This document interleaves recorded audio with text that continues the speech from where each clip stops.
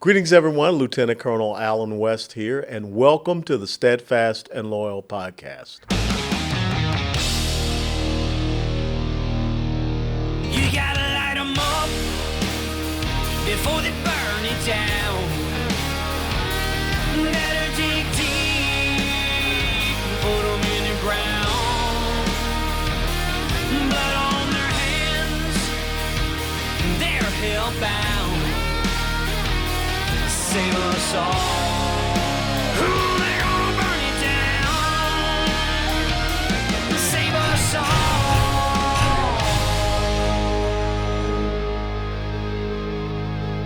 before they burn it down.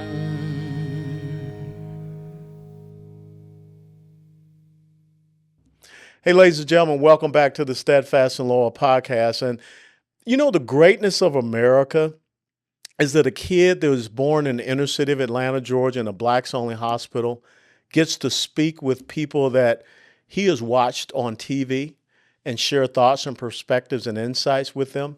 And so a real special person is joining us today, and that is Michele Tafoya. Michele Tafoya is a four-time Emmy award-winning sportscaster and now a political and cultural commentator. Michele worked her final NBC Sunday Night Football game at Super Bowl 56 on February the 13th, 2022, and that was her fifth Super Bowl. She retired from sportscasting the following day. In total, she covered 327 games, the most national primetime TV games, regular and postseason, for an NFL sideline reporter. And I think I saw probably 250, maybe 300 of those games. Tafoya, who began her sports media career in 1993, is the most honored national television sideline reporter in U.S. sports history. 4 Emmys for Outstanding Sports Personality, Sports Reporter, and is also the only finalist for that Emmy in each year of its existence since 2011. The American Women in Radio and Television honored Tafoya twice with a Gracie Award in 2014 for outstanding on-air talent in a sports program for her work as a sideline reporter on Sunday Night Football, and in 1997 for outstanding achievement by an individual on-air TV personality for her WNBA work with Lifetime. The American Sportscasters Association voted Tafoya among the top female sportscasters, number 4 in 2009, while the Davy Brown Index ranked her among the most likable, and I agree with that, TV sports personalities in 2016, including biggest trendsetter. Michele Tafoya, thank you so much. Welcome to the Steadfast and Loyal podcast. It's such an honor to be with you, and it's funny to hear all that stuff in retrospect. I mean, I don't know that I was ever a trendsetter. Maybe I just can't see it, but I always honored by those nice accolades. Well, let's add humble as well to that, and I think that is what makes you that total package. So what got you engaged and involved in being a sportscaster and a sports reporter? Because maybe there's just a few years in between the two of us. And, how did that happen? And give us an understanding about, your growing up and where home was. Well, my parents were both children of the Depression era, and skimped and saved and managed to put 4 kids through college somehow. And my dad was, rest his soul, was Hispanic. My mom was Irish. They were both from dirt poor families and taught me from the day I entered the world that I was lucky enough to be born in the greatest country on the planet. And my dad was a huge sports fan. Sports was an integral part of my life from the get-go. My brother was a big basketball star in high school. I was never really good at playing sports, but I could talk. So by the time I got to college, I started thinking about, well, how can I mix these two things that I love so much, sports and talking. And it was just about that time, honestly, that people like Robin Roberts and Hannah Storm were coming onto the scene. And there had been women prior to that. I don't want to say that, because there were pioneers well ahead of that. I just didn't know about them as much as I knew about Robin and Hannah and others. Leslie Visser, of course, who's a good friend. And I thought, I think I can do that job. I think I can. And so, I went to grad school and got a master's in business just in case things didn't work out in the big broadcast world. but I just continued to pursue it. And I don't know, there was a lot of good timing and good luck and good people involved. And I credit all those things. There's always a stroke of luck in one's success, although, you know what they say, hard work meets right. opportunity, that's success. So I worked my tail off, and I'm just so grateful for the career I had. Now, what was your first big break in the sportscasting world? First big break probably had to be because I was in radio in Charlotte, North Carolina. Then I Uh-huh. moved to Minneapolis, Minnesota, and continued to work. And right after I got to Minneapolis, there was this little upstart network called Fox that decided they wanted to get in the NFL bidding war. And as you know, the NFL is the hottest sports property on television. Mm-hmm. And Fox decided, if we're going to establish ourselves, we got to get into this game. Well, they outbid CBS, the Tiffany network at the time, that had everything. And CBS, in this earthquake in sports broadcasting, had the NFL taken away from it. It's gone. They were outbid.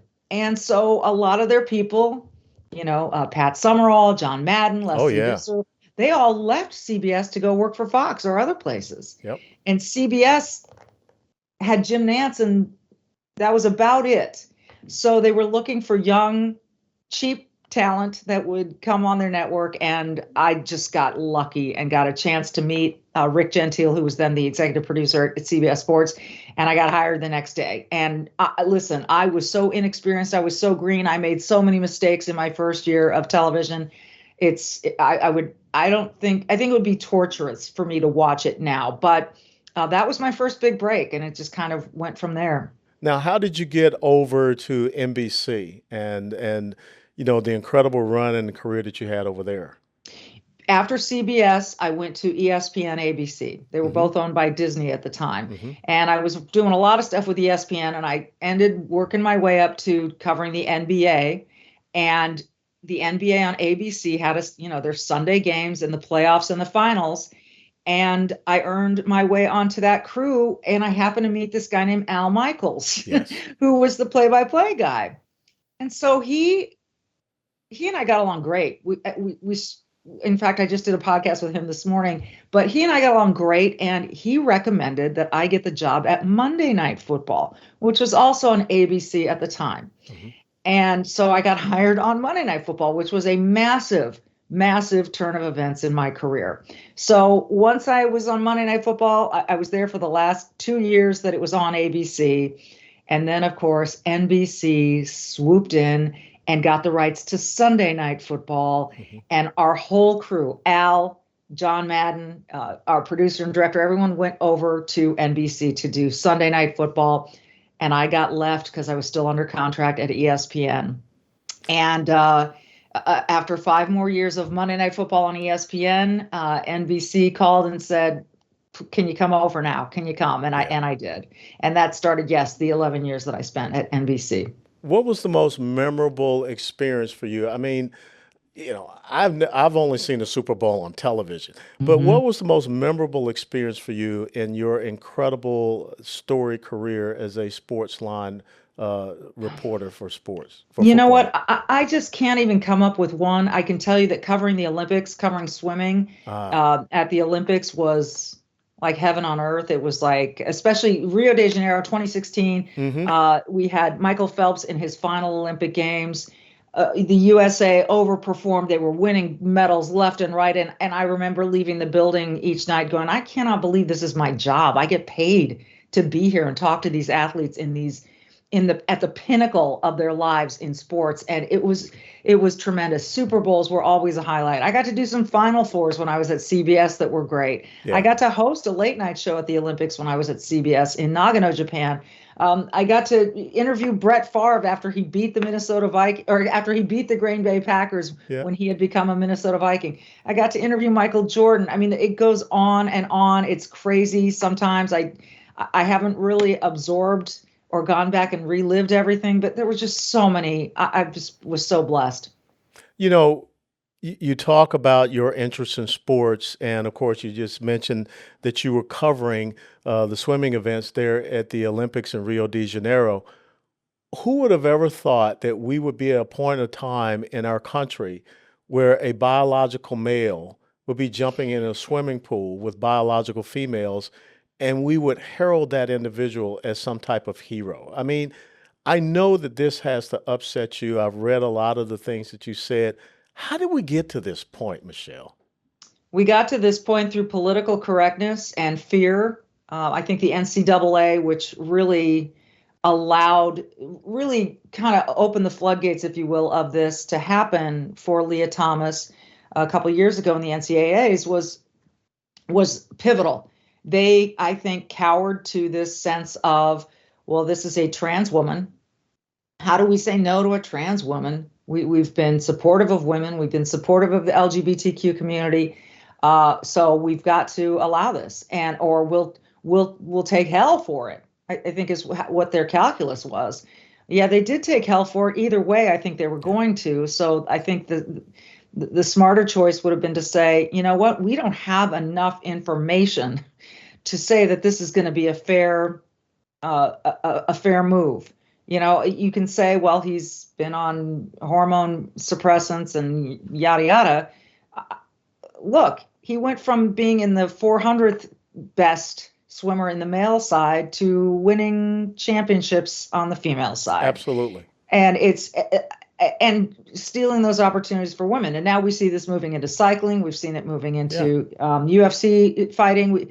And it's not right. I'll give you this simple one. My daughter plays soccer. She's got a really good leg. So we were at a football game one night, a high school football game. She said, I think I could kick field goals for this team. I said, here's the problem. What if you kick a field goal and it gets blocked and now you have to go tackle these guys because the ball is live? And she goes, oh yeah, I'd probably get killed. You know, we're not the same. Men and women are not the same. And to say that a trans woman is a real woman is disingenuous. It's ideologically based. And it's not fair to the women who spent so much time trying to get their own division in the first place. Yeah, to me, it's disrespectful to women to say that. And, you know, I wrote a piece about 3 weeks ago saying, where's Helen Reddy? Because, you know, I remember the song, I Am Woman. Yeah. And so we fought so hard because I remember what women's sports used to be. And it was not competitive. I remember women's basketball was 3-on-3 half court. They didn't even go across the court. But I want to tell you honestly, I thought that this past Final Four for women this year was more exciting than the men's Final Four for the NCAA basketball tournament. But now it seems that we're going to sacrifice Title IX, all the things that we fought for, on this altar of political correctness and protecting people. Look, I don't think that we should have to play in the sandbox of delusion. If you think that all of a sudden I am a woman, you're not biologically not.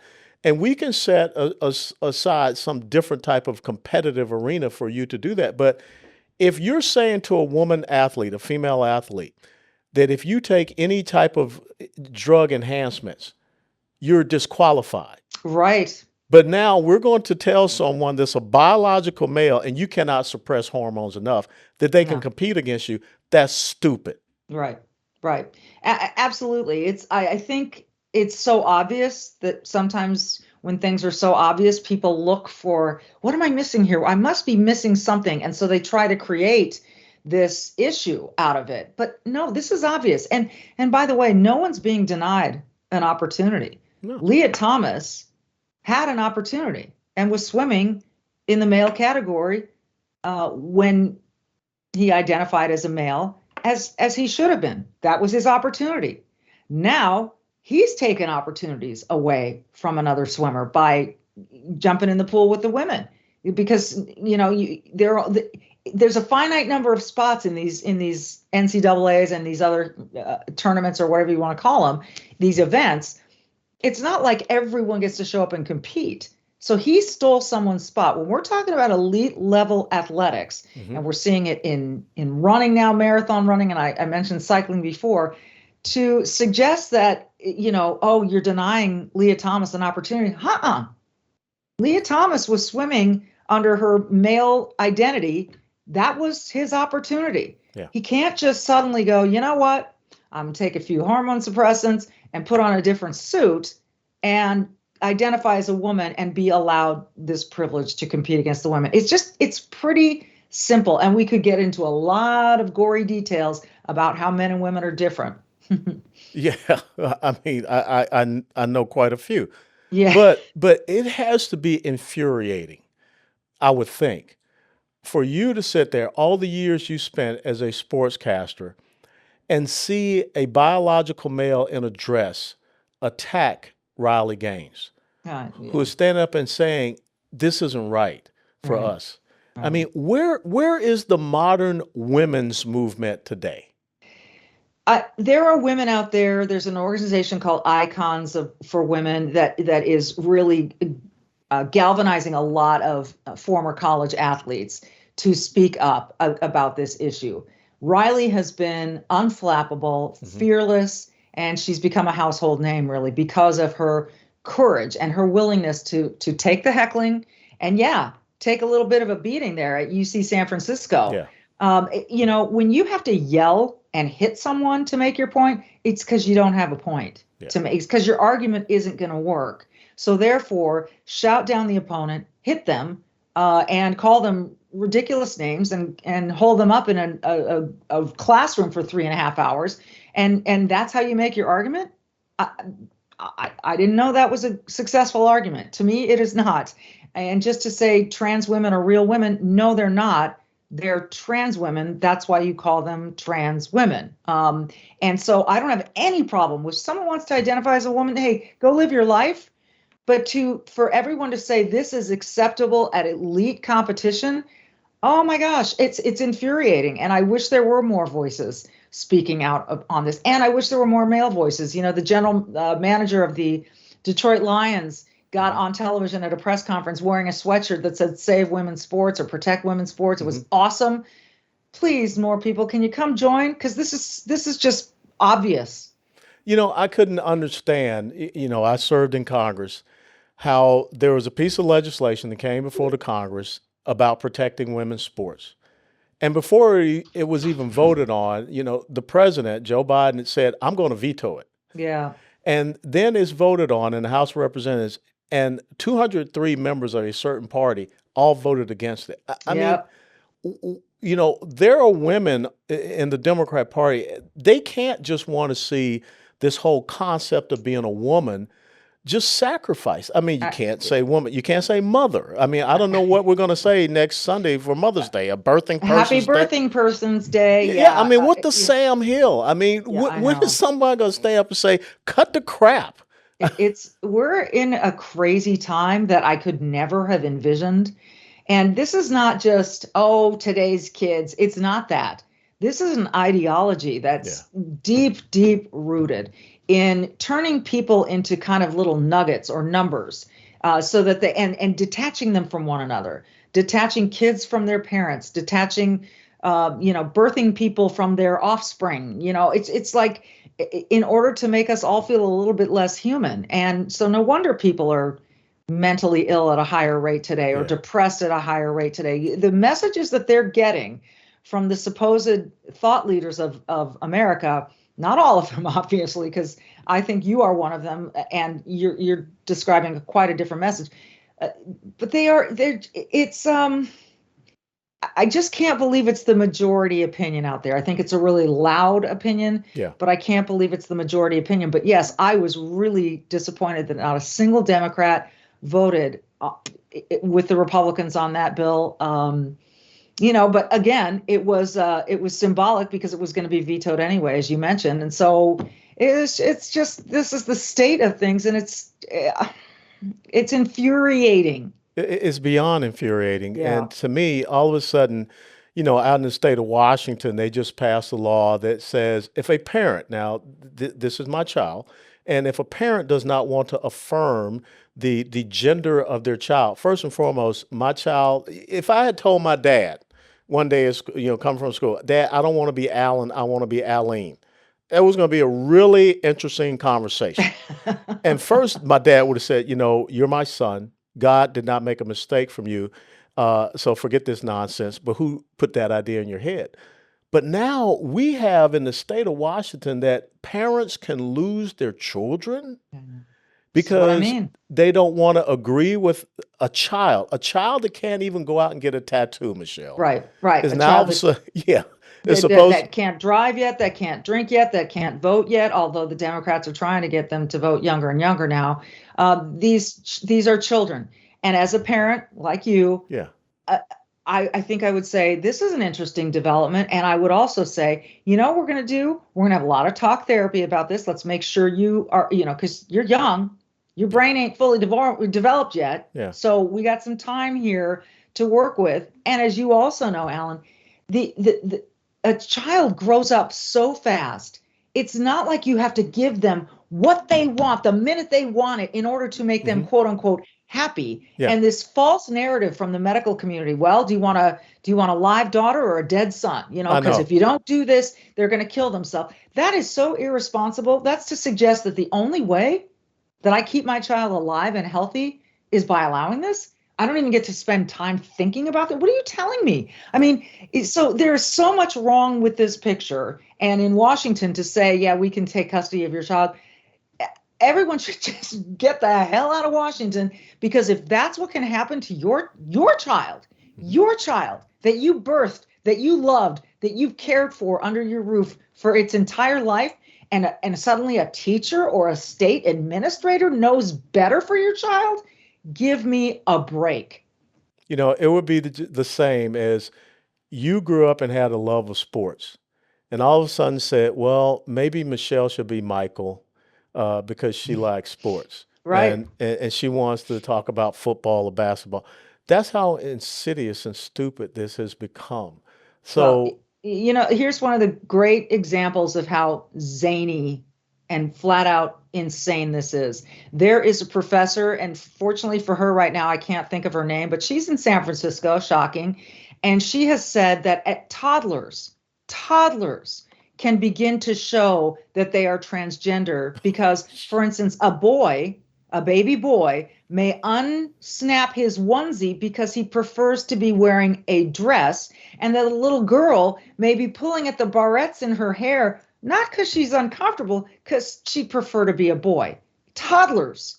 And you don't think toddlers do this stuff all the time just because they're toddlers? But somehow we're supposed to believe that this is an indicator that they are trans? This is insane. Yeah. It's, I don't know how these people get these titles and whatever. Okay, but because there's here at the University of Texas now, all of a sudden they want to change the spelling of women, WOMEN, to WIMMIN. What problem does that solve? It solves no problem. But it makes someone feel good that I did something and I'm part of this whacked out movement that is overtaking our country. But I got to tell you, you're such a powerful figure, and I'm just so thankful that you're standing up and speaking out on this. But I want to close by talking on this. Right over your right shoulder is the portrait of the guy that's my philosophical mentor, and that's Booker T. Washington. And if you have never read the autobiography of Booker T. Washington, this is what I hate. We are just promoting this victimization in the country. But when you read his story, you understand that here's a man born into slavery, and the first thing when he became free, he wanted an education.